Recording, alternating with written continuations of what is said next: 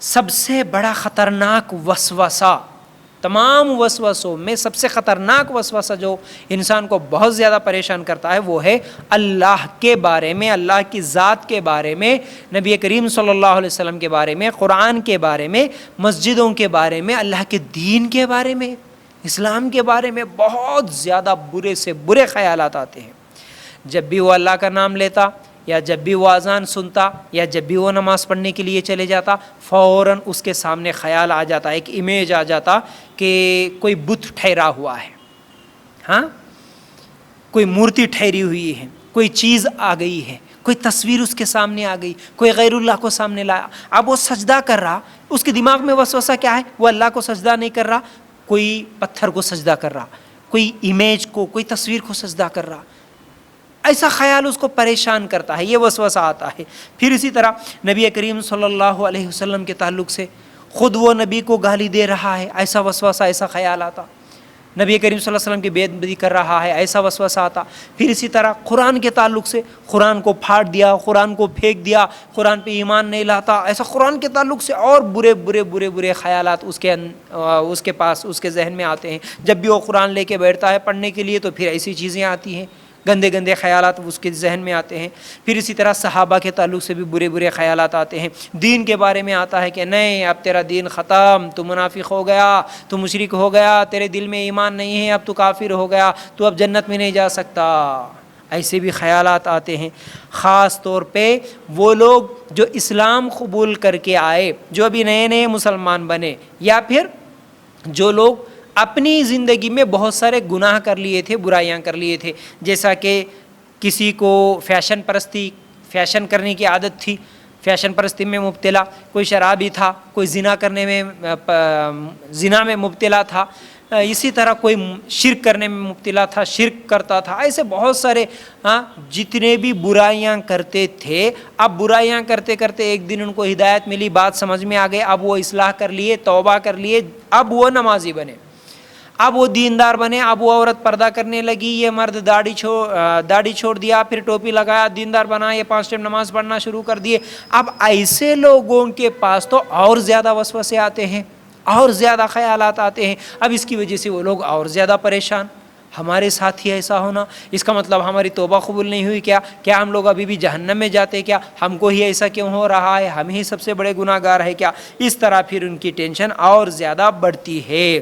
بہت سارے لوگوں کو یہ بھی ذہن میں خیال آتا ہے، وسوسے آتے ہیں، کیونکہ وہ جہنم کے بارے میں بیانات سنے، اگر وہ یوٹیوب میں جہنم کے بارے میں بیانات سنے، خبر کے تعلق سے بیان سنے، تو اب ان کے ذہن میں ڈر، ان کو رات کو نیند نہیں آ رہی۔ اب ان کے ذہن میں خیال ایک ہی آ رہا، اللہ تجھے جہنم میں ڈالے گا، اللہ تجھے جہنم کا عذاب دے گا، اللہ تجھے خبر کا عذاب دے گا، دیکھ تو خبر میں جانے گا نا، تیرے ساتھ ایسا ایسا ہوگا، پھر تو یہ گناہ کیا تھا نا، تیرے لیے یہ عذاب ہے۔ اس طرح پھر وہ خود بخود اب اتنے بے چین ہوتے ہیں لوگ کہ ہم کو نیند نہیں آ رہی صاحب، ہم کیا کریں؟ رات کو سو گئے تو وہی خیالات آ رہے، وہی ڈر لگ رہا، اب ہم کیا کریں؟ پھر اسی طرح بہت سارے لوگ، جیسے کہ میں نے ابھی بتایا، میں مر جاتا ہوں گا، میں پلین میں بیٹھا تو مر جاتا ہوں گا، میں ٹرین میں بیٹھا تو مر جاتا ہوں گا، میں اب گاڑی پہ جا رہا ہوں تو شاید میرا ایکسیڈنٹ ہو جاتا ہوں گا، میری موت کفر پہ آتی ہوں گی، اب مجھے تو فلاں چیزیں دکھ رہی، میرے خواب میں یہ آ رہا تو یہ نشانی موت کی نشانی ہے، یہ خواب میں آئے تو برا ہوتا کہتے، یہ خواب میں آئے تو اچھا ہوتا کہتے۔ اب اس کو لے کے ٹینشن، اب وہ میں مر جاتا، اب ڈرا رہتا، بے چین رہتا، اب اس کی وجہ سے نیند نہیں، پریشانی، ڈپریشن، اس کو لے کے بے چین۔ اللہ کے لیے غور کرنا، ایسے خیالات آتے ہیں۔ تو دیکھیے، ہم لوگ اگر قرآن میں غور کریں گے تو اللہ تعالیٰ قرآن میں کیا فرماتے ہیں؟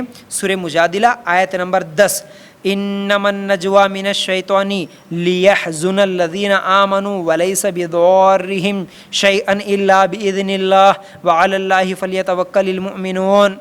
اس کا مطلب بری سرگوشیاں، برے خیالات، یہ تو شیطانی کام ہے جس سے ایمانداروں کو رنج پہنچے، گو اللہ تعالیٰ کی اجازت کے بغیر وہ انہیں کوئی نقصان نہیں پہنچا سکتا، اور ایمان والوں کو چاہیے کہ اللہ ہی پر بھروسہ کرے۔ تو اللہ تعالیٰ کیا فرماتے ہیں اس آیت میں؟ یہ سب شیطانی کام ہے، جو بھی وسوسے سرگوشیاں جو بھی آتی ہیں یہ سب کیا ہے؟ شیطانی کام ہے، اور ایمان والوں کو ڈرنا نہیں چاہیے، اللہ پر بھروسہ کرنا چاہیے۔ پھر اسی طرح سورہ طٰہٰ آیت نمبر 120 اللہ تعالیٰ اس میں فرماتے ہیں فَوَسْوَسَ إِلَيْهِ الشَّيْطَانُ قَالَ يَا آدَمُ هَلْ أَدُلُّكَ عَلَى شَجَرَةِ الْخُلْدِ وَمُلْكٍ لَا يَبْلَىٰ۔ ترجمہ کیا ہے اس آیت کا؟ لیکن شیطان نے اس کو پھسلایا، کہنے لگا آدم بتاؤں تمہیں وہ درخت جس سے ابدی زندگی اور لازوال سلطنت حاصل ہوتی ہے۔ دیکھو اب آدم علیہ السلام کے ذہن میں بھی شیطان وسوسہ ڈالا، یہ وسوسہ ہے، یہ شیطانی خیال ہے۔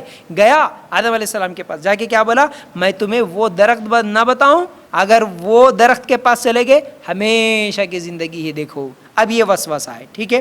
پھر اسی طرح اللہ تعالیٰ سورہ اعراف کی آیت نمبر 20 میں فرماتے ہیں فَوَسْوَسَ لَهُمَا الشَّيْطَانُ لِيُبْدِيَ لَهُمَا مَا وُورِيَ عَنْهُمَا مِنْ سَوْآتِهِمَا وَقَالَ مَا نَهَاكُمَا رَبُّكُمَا عَنْ هَٰذِهِ الشَّجَرَةِ إِلَّا أَن تَكُونَا مَلَكَيْنِ أَوْ تَكُونَا مِنَ الْخَالِدِينَ۔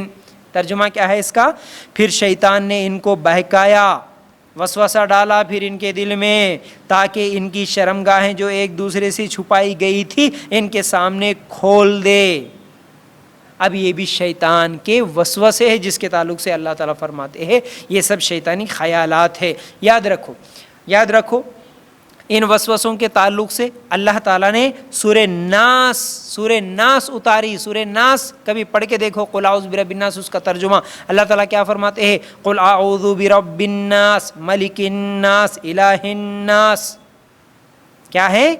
کہو میں پناہ مانگتا ہوں انسانوں کے رب، انسانوں کے بادشاہ، انسانوں کے حقیقی معبود کی۔ اب یہاں پر اللہ تعالیٰ سے اپنی حفاظت کے لیے اللہ تعالیٰ نے یہ سکھایا ہے ہمیں۔ غور کرو، میں پناہ مانگتا ہوں، اللہ سے ہم پناہ مانگتے ہیں کس چیز کی؟ من شر الوسواس الخناس الذی یوسوس فی صدور الناس من الجنۃ والناس۔ کیا ہے؟ اس وسوسے ڈالنے کے شر سے جو بار بار پلٹ کر آتا ہے۔ دیکھیے اللہ تعالیٰ نے سکھایا ہے نا ہم کو، شیطان کے یہ جو وسوسے آتے ہیں ان سے ہم اپنے آپ کی حفاظت کیسے کریں، یہ پڑھیے۔ بہترین دعا ہے اللہ کے لیے غور کرنا۔ اللہ تعالیٰ نے خود سکھایا، شیطان اس وسوسے ڈالنے والے شیطان کے شر سے اللہ مجھے محفوظ رکھ، مجھے بچا۔ جو لوگوں کے دلوں میں وسوسے ڈالتا ہے، خواہ وہ جنوں میں سے ہو یا انسانوں میں سے ہو یا جنوں میں سے، جو بھی وسوسے دل میں ڈالتا ہے اللہ اس سے ہمیں محفوظ رکھ۔ یہ دعا بھی اللہ تعالیٰ نے ہم کو قرآن میں بتا دی۔ اب میں آپ لوگوں